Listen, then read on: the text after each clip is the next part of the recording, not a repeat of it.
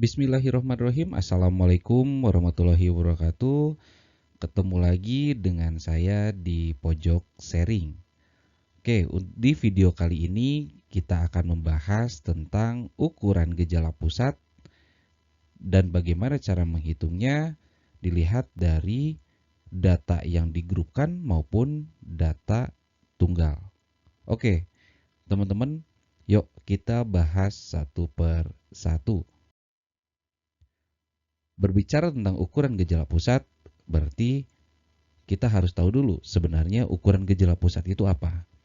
Secara definisi, ukuran gejala pusat itu adalah ukuran yang merupakan wakil kumpulan data dari populasi atau sampel. Jadi ukuran gejala pusat ini adalah ukuran-ukuran yang dia merepresentasikan atau menggambarkan eh, tentang populasi atau sampel data tersebut. Nah, fungsinya adalah untuk mendapatkan gambaran yang jelas mengenai populasi atau sampel tersebut. Jadi sudah jelas di sini bahwa ukuran gejala pusat itu dipakai untuk mengetahui sebenarnya dia pemusatan datanya ada di mana. Sehingga kita bisa mendapatkan gambaran yang jelas tentang populasi atau sampel dari data tersebut. Nah, ada beberapa yang akan kita bahas tentang ukuran gejala pusat. Yang pertama adalah kita akan membahas tentang rata-rata hitung atau yang biasa disebut dengan mean. Kemudian kita akan membahas tentang rata-rata ukur, kemudian rata-rata harmonis, dan yang terakhir kita akan membahas tentang modus. Nah, bagaimana keempat ukuran gejala pusat ini? Yuk kita bahas satu persatu ya. Yang pertama yang akan kita bahas adalah rata-rata hitung atau yang biasa disebut dengan mean. Apa itu rata-rata hitung? Rata-rata hitung atau mean adalah sebuah nilai dari hasil membagi jumlah nilai data dengan banyaknya data. Jadi ketika kita berbicara tentang rata-rata hitung atau mean, berarti yang harus kita lakukan adalah menjumlahkan nilai data, seluruh nilai datanya, kemudian kita bagi dengan banyaknya data. Nah, bagaimana cara mencarinya? Untuk data tunggal atau biasa disebut dengan ungroup data, maka untuk mencarinya adalah kita jumlahkan dulu semua nilai-nilai datanya, kemudian kita bagi dengan jumlah datanya. Nah, untuk simbol rata-rata hitung itu kita menggunakan yang namanya X bar, gitu ya. Kita menggunakan X bar seperti ini. Nah, yuk sekarang kita masuk ke contohnya.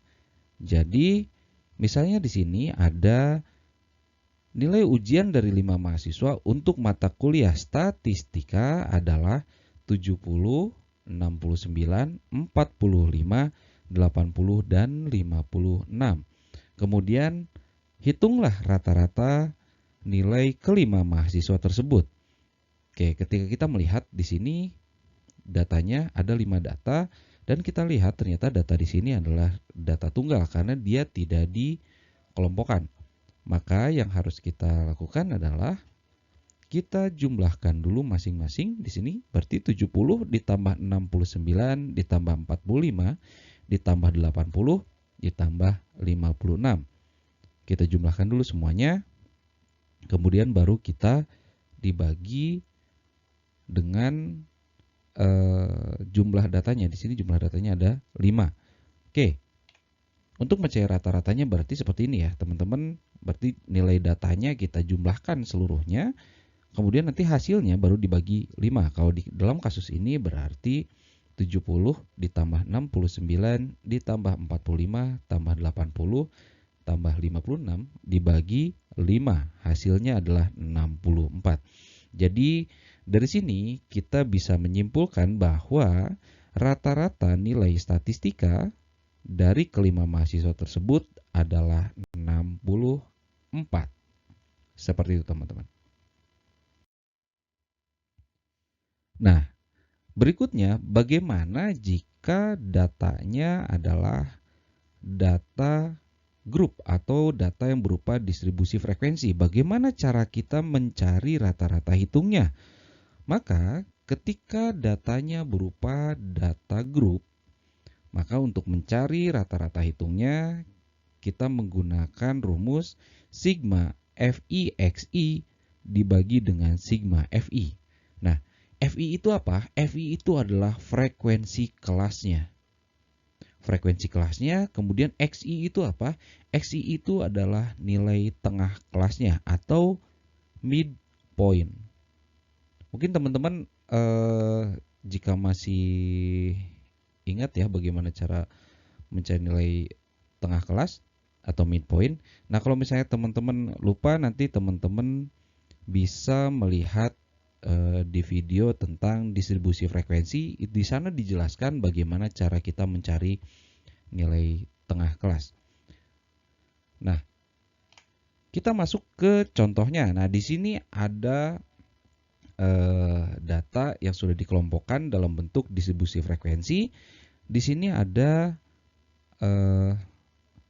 nilainya ya, ada nilainya atau intervalnya, kemudian ada frekuensinya atau FI di sini. Nah, yang pertama kali teman-teman lakukan ketika akan mencari rata-rata hitung, teman-teman jumlahkan seluruh frekuensinya. Jadi 2, 3, 5, 14, 24, 20 tambah 12. Ini jumlahkan semuanya, maka kita akan punya total adalah 80 di sini. Ya. Nah, setelah kita jumlahkan, maka langkah berikutnya adalah teman-teman cari nilai tengahnya. Oke, nilai tengahnya di sini. Gimana cara nyari nilai tengah? Caranya adalah batas bawah ditambah batas atas dibagi 2. Jadi di sini 31 ditambah 40 hasilnya adalah 71. 71 dibagi 2 adalah 35,5. Dan nanti teman-teman cari nilai tengah untuk setiap kelasnya. Nah, setelah sudah dicari nilai tengah setiap kelasnya, maka kita tinggal lakukan langkah terakhirnya, yaitu mengalikan antara FI dikali XI-nya. Berarti di sini adalah 2 dikali 35,5 hasilnya adalah 71. Kemudian di sini 3 dikali 45,5 hasilnya adalah 136,5 dan seterusnya teman-teman kalikan FI dan XI-nya. Nah, jika telah dikalikan semuanya, semua kelasnya sudah kita kalikan, maka baru teman-teman jumlahkan seluruhnya. Ya.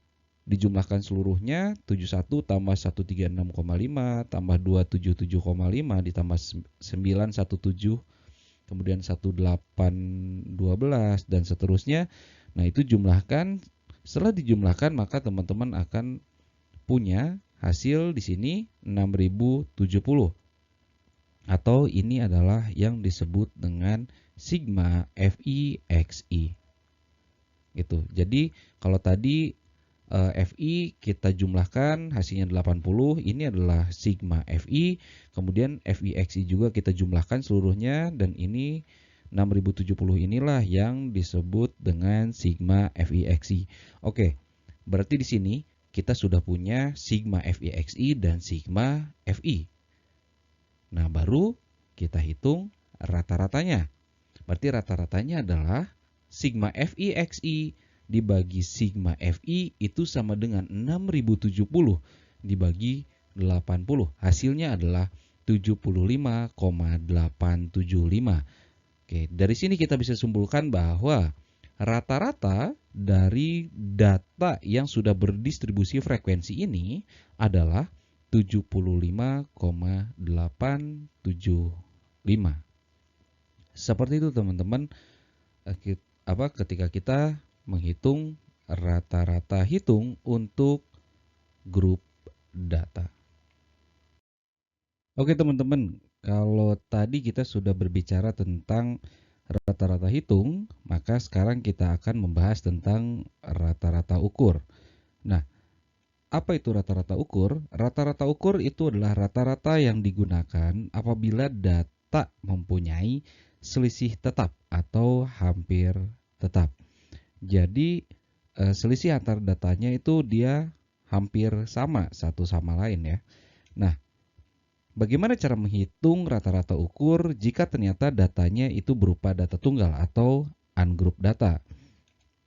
Nah, untuk mencari data rata-rata ukur di data tunggal, maka kita harus mengakar pangkatkan n ya, akar pangkat n dari perkalian setiap datanya. Jadi di sini adalah setiap datanya kita kalikan, kemudian kita akarkan pangkat n.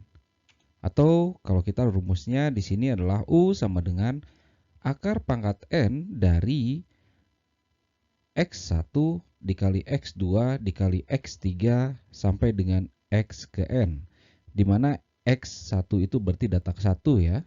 X kedua itu berarti adalah data kedua, X3 itu adalah data ketiga.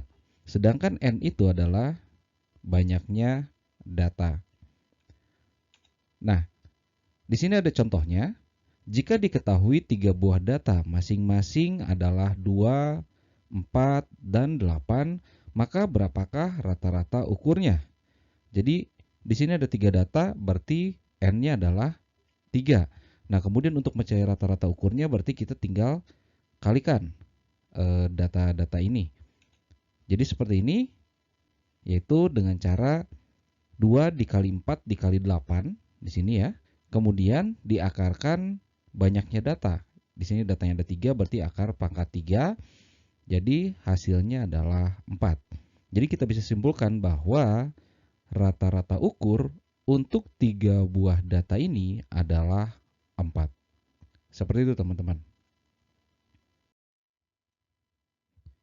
Nah, berikutnya bagaimana jika ternyata datanya berupa data grup atau data yang berupa distribusi frekuensi. Nah, jika datanya berupa data distribusi frekuensi, maka kita gunakan fungsi log di sini untuk mencari rata-rata ukurnya. Jadi di sini log U sama dengan sigma Fi dikali log Xi dibagi dengan sigma Fi. Jadi artinya di sini kita cari dulu perkalian ya, Fi dikali log Xi, kemudian kita jumlahkan. Nah, hasilnya itu dibagi dengan sigma Fi. Nah, di sini yang harus diperhatikan adalah ada yang namanya log U. Berarti nanti kita harus cari, untuk mencari nilai U-nya, berarti kita harus cari nilai dari antilog U-nya. Nah, seperti apa contoh perhitungannya? Nah, di sini ada data distribusi frekuensi. Ya, di sini ada 7 kelas. Ya, ada 7 kelas. Kemudian di sini adalah frekuensinya. Seperti biasa kita jumlahkan dulu frekuensinya. Total frekuensinya di sini.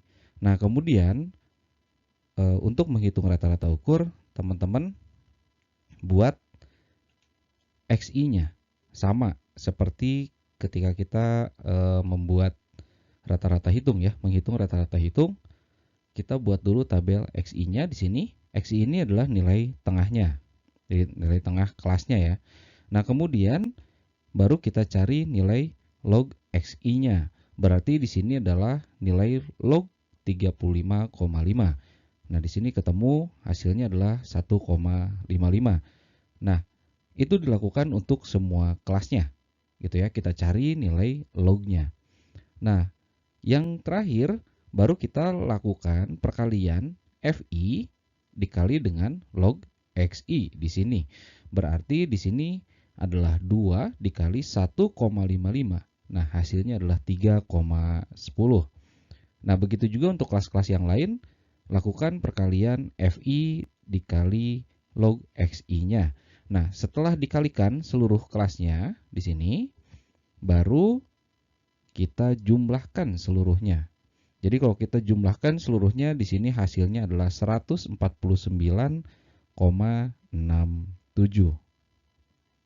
Nah, dari sini baru kita hitung log U-nya.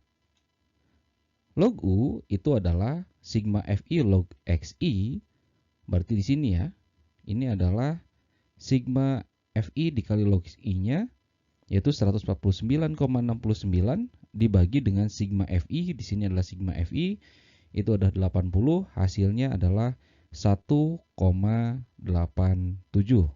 Seperti itu teman-teman.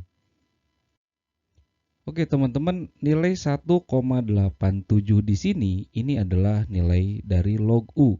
Nah, untuk mencari nilai U-nya berarti kita harus mencari antilognya. Nah, gimana cara mencari antilognya?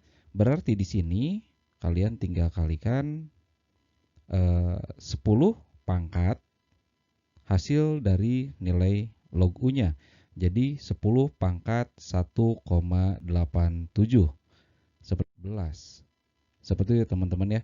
Jadi ketika mencari rata-rata ukur, nah di sini ketika datanya berdistribusi frekuensi gitu ya, data distribusi frekuensi, kita menggunakan fungsi log.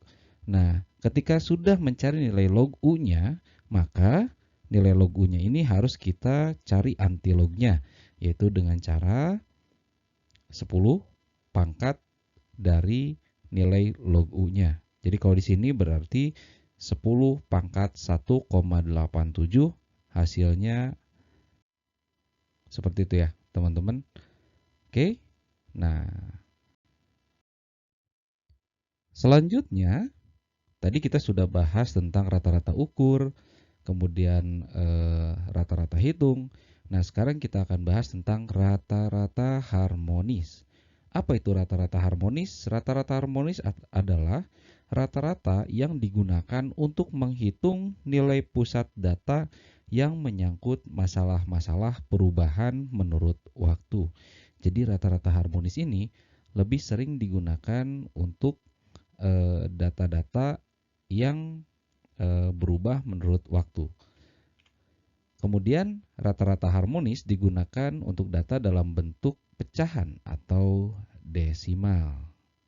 Nah, untuk data tunggal gitu ya, rata-rata harmonis ini diperoleh dengan cara membagi n dengan jumlah kebalikan dari masing-masing x-nya.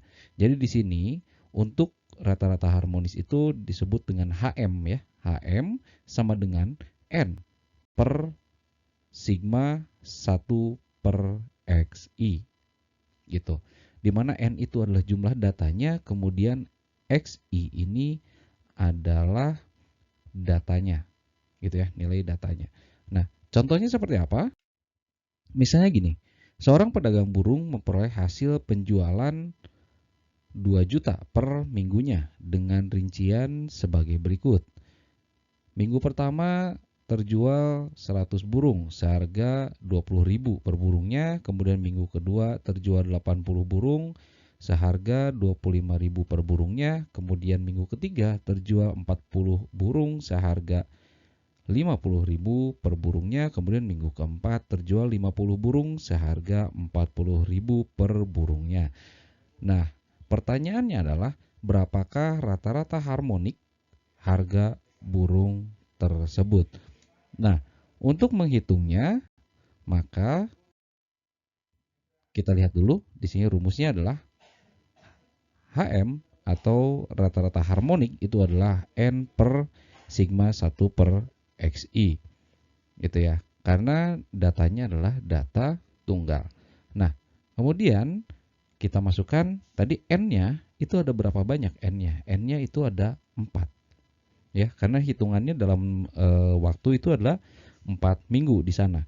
Berarti N-nya adalah 4. Kemudian di sini 1 per XI berarti 1 per masing-masing datanya dia per burungnya berapa? 20.000 untuk yang minggu pertama, kemudian untuk yang minggu kedua adalah 25.000, kemudian untuk yang minggu ketiga adalah 50.000, dan minggu keempatnya adalah 40.000, seperti itu. Nah, lalu dari sini kita hitung. Jadi untuk memudahkan perhitungan penjumlahan yang di bawah sini, maka kita samakan dulu ya. Penyebutnya di sini yaitu jadi 200.000. Nah, kemudian di sini berarti jadi 10, yaitu dari 200.000 dibagi 20 dikali 1 itu jadi 10, kemudian di sini adalah 8, dari 20.000 dibagi 25 dikali 1 itu 8, kemudian di sini 4 dan di sini 5. Nah, dari sini berarti kita tinggal hitung 4 dibagi 10 ditambah 8 tambah 4 tambah 5 gitu ya, dibagi 200.000. Hasilnya adalah berarti 4 per 27 dibagi 200.000. Nah, dari sini kita bisa hitung bahwa di sini kita balikan ya. Jadi kan di sini sebenarnya 4 dibagi 27 per 200.000 itu sama dengan 4 dikali 200.000 per 27. Berarti hasilnya adalah 800.000 per 27 sama dengan 29.629,63. Jadi di sini kita bisa simpulkan bahwa sebenarnya berdasarkan rata-rata harmonis, harga burungnya itu, jadi harga seekor burungnya itu adalah Rp29.629,63. Nah, seperti itu, teman-teman ya. Kalau untuk rata-rata harmonis dia biasa dipakai untuk data-data yang berubah berdasarkan waktu. Nah, ini kalau misalnya datanya berupa data tunggal. Nah, kalau misalnya bukan data tunggal seperti apa? Nah, jika ternyata datanya adalah berupa data distribusi frekuensi, maka rata-rata harmonik itu dihitung dengan cara sigma Fi dibagi sigma Fi per Xi. Jadi di sini ada kebalikan ya. Kalau misalnya rata-rata hitung itu adalah sigma Fixi dibagi dengan sigma Fi, sedangkan kalau misalnya untuk rata-rata harmonis itu adalah sigma Fi dibagi dengan sigma Fi per Xi. Seperti itu. Ya. Dimana di sini Fi itu adalah frekuensi ya. Frekuensi, sedangkan Xi itu adalah midpoint-nya. Gitu. Oke. Nah, sekarang kita coba kalau misalnya kita selesaikan ya soal-soalnya seperti apa untuk rata-rata harmonik yang datanya berupa distribusi frekuensi. Nah, misalnya di sini kita sudah punya tabel distribusi frekuensi, kemudian kita juga sudah cari nilai tengahnya, maka yang harus kita lakukan adalah kita hitung nilai Fi dibagi Xi-nya. Berarti di sini adalah 2 dibagi 35,5. Hasilnya adalah 0,056, kemudian 3 dibagi 45,5 itu hasilnya adalah 0,066 dan seterusnya. Nah, dari sini setelah kita hitung Fi per Xi-nya, maka kita jumlahkan di sini. Berarti jumlahnya adalah 1,104. Gitu. Itu dia adalah sigma Fi per Xi-nya.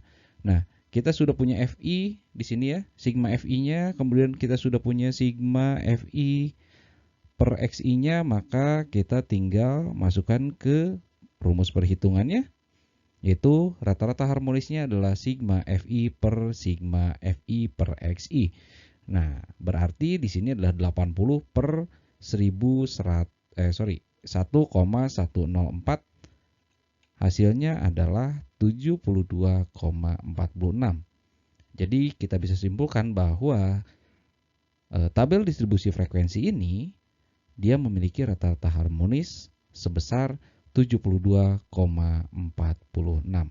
Seperti itu, teman-teman. Gimana? Mudah bukan? Nah, oke. sekarang kita lanjut ke pembahasan berikutnya. Oke, teman-teman, kalau tadi kita sudah berbicara tentang rata-rata ya. Jadi ada rata-rata hitung, rata-rata ukur, rata-rata harmonik. Nah, sekarang kita masuk ke pembahasan keempat dari ukuran gejala pusat, yaitu modus. Nah, apa itu modus? Modus itu adalah nilai yang sering muncul. Jadi kata kuncinya adalah kalau kita berbicara tentang modus, modus itu adalah sesuatu yang sering muncul. Jadi jika ternyata dia sering muncul atau dia paling banyak gitu ya, maka itu yang disebut dengan modus. Nah, bagaimana cara mencari modus di data tunggal atau ungroup data? Nah, sebenarnya ini simple ya teman-teman untuk mencari modus di data tunggal. Jadi kalau kita misalnya kita punya data seperti ini. Ya, ada 20, 80, 75, 60, 50, 85, 45, 60 dan 90 di sini. Maka kita tinggal cari saja mana data yang sering muncul. Jadi kalau di sini kita lihat data yang sering munculnya adalah 60. Dia muncul dua kali. Di sini ada 60, di sini ada 60. Maka kita bisa simpulkan bahwa modusnya adalah 60. Itu. Nah, kita coba lagi ya. Nah, di sini misalnya kita punya data seperti ini. Ada datanya 20, 80, 75, 60, 50, 85, 45, 65 dan 90. Jadi kalau kita perhatikan data-data di sini tidak ada data yang muncul lebih sering ya. Semuanya datanya muncul hanya satu kali. Maka kita bisa simpulkan apakah ada modus di sini? Di sini tidak ada modus karena datanya semua muncul hanya satu kali. Itu. Nah, kita coba lagi. Kalau misalnya ada data sebagai berikut. Ada 45, 80, 75, 60, 80, 85, 45, 60 dan 90. Nah, di sini berapa modusnya? Nah, kalau kita lihat sebenarnya di sini ada 3 data yang dia muncul lebih dari satu kali. Ya, dia jadi data paling banyak muncul nih. Yaitu 45. 45 itu dia munculnya 2 kali, kemudian 80 dia munculnya 2 kali juga dan 60 munculnya 2 kali juga. Oke, berarti di sini ada 3 ya, data yang muncul lebih dari satu kali dan dia yang sering muncul gitu ya. Dia paling banyak muncul itu ada 3 buah. Nah, terus gimana untuk bicara modusnya? Maka kalau berbicara modus, kembali lagi bahwa modus itu adalah nilai yang sering muncul. Jadi ada kemungkinan nilai modus itu bisa lebih dari 1. Jadi kalau di sini berarti modusnya adalah 45, kemudian 60 dan yang terakhir adalah 80. Jadi di sini ada 3 modus. Oke ya. Jadi teman-teman, sebenarnya untuk modus sendiri dia tidak wajib harus satu ya, tapi tergantung gitu. Jadi kalau memang ternyata yang muncul paling banyaknya itu lebih dari satu data, maka itu bisa kemungkinan modusnya bisa lebih dari satu modus gitu. Ini dia kalau misalnya modusnya kita cari di data tunggal atau ungroup data. Gimana teman-teman? Mudah bukan? Oke, kita lanjut. Kalau misalnya datanya berupa data group, gimana cara kita cari modusnya?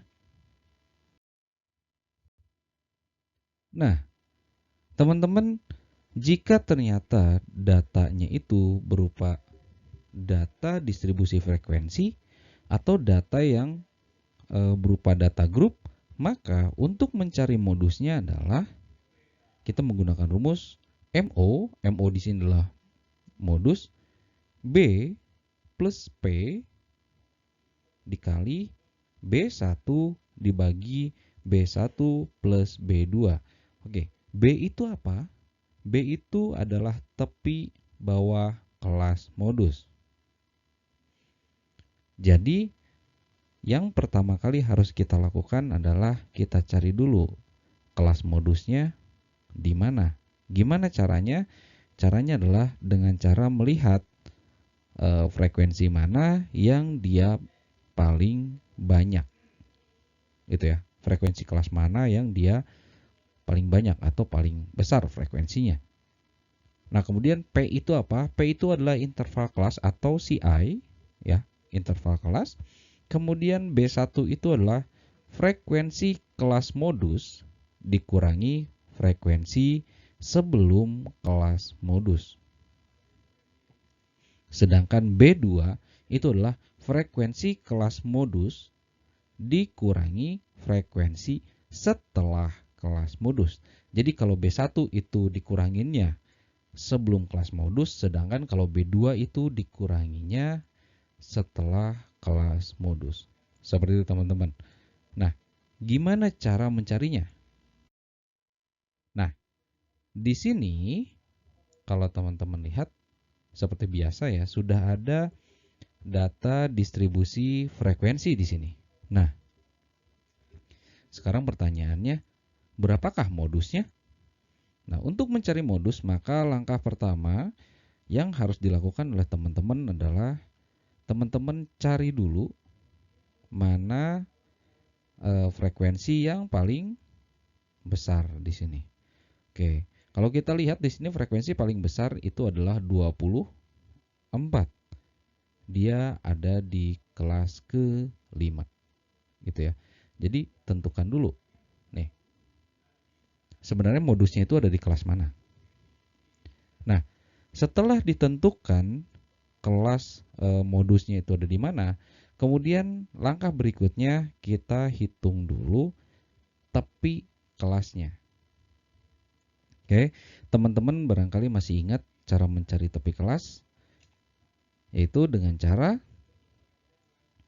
batas bawahnya, gitu ya, ditambah dengan batas atas kelas sebelumnya dibagi 2. Jadi hasilnya adalah 70,5.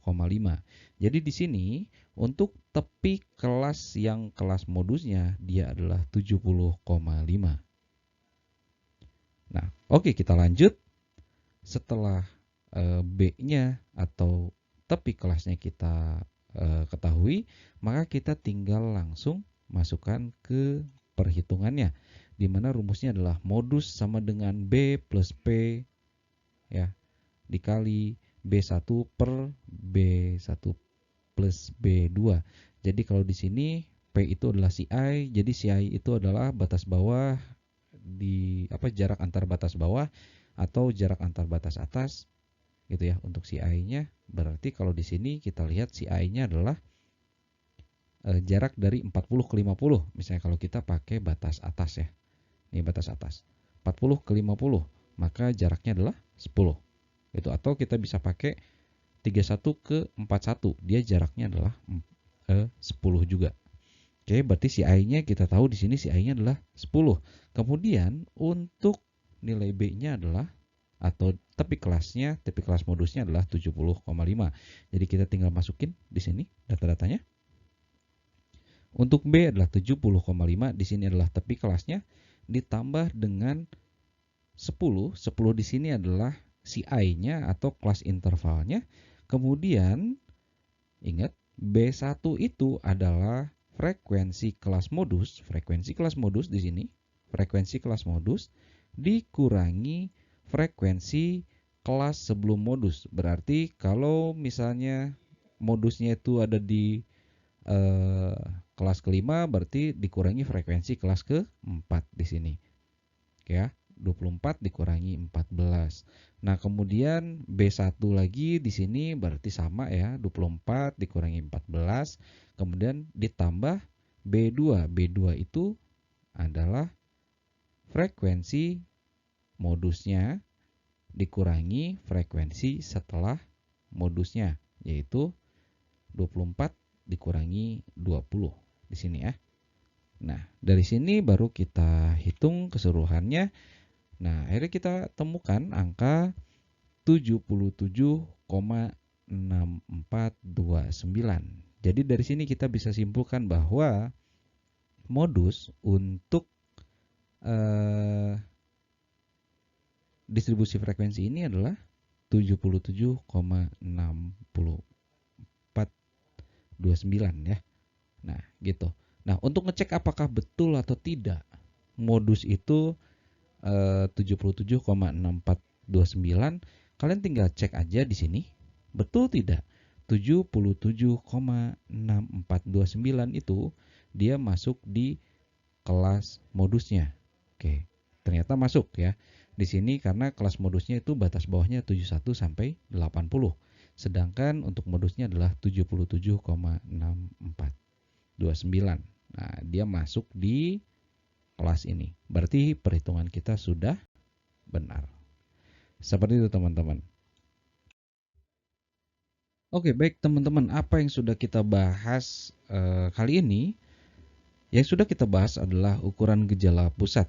Jadi apa itu ukuran gejala pusat? Jadi ukuran gejala pusat itu adalah ukuran-ukuran yang diukur atau yang dihitung untuk mengetahui pemusatan data. Jadi kita tadi sudah bahas tentang rata-rata, ya ada rata-rata ada 3 tadi, ada rata-rata hitung, ada rata-rata ukur, kemudian ada rata-rata harmonik yang ibarat 3 rata-rata tersebut ada penggunaannya masing-masing.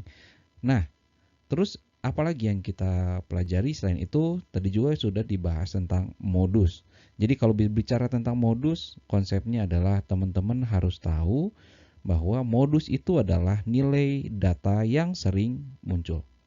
Itu. Nah, selain itu, yang kedua, kita sudah pelajari juga ternyata untuk menghitung atau untuk mencari nilai ukuran gejala pusat untuk data yang berupa data grup atau berupa data distribusi frekuensi itu berbeda dengan data yang tunggal atau ungroup data. Jadi nanti harus diperhatikan dulu sebenarnya ini datanya data berkelompok atau data tunggal gitu ya. Nah, jadi masing-masing itu berbeda cara menghitungnya. Oke, baik teman-teman, barangkali cukup sekian untuk pembahasan kita kali ini. Jangan lupa belajar statistika itu mudah dan selalu yakinkan bahwa ke diri kalian bahwa statistika itu adalah mudah. Oke, sampai ketemu di pembahasan selanjutnya. Jangan lupa untuk ikuti terus channel ini. Terima kasih. Wassalamualaikum warahmatullahi wabarakatuh.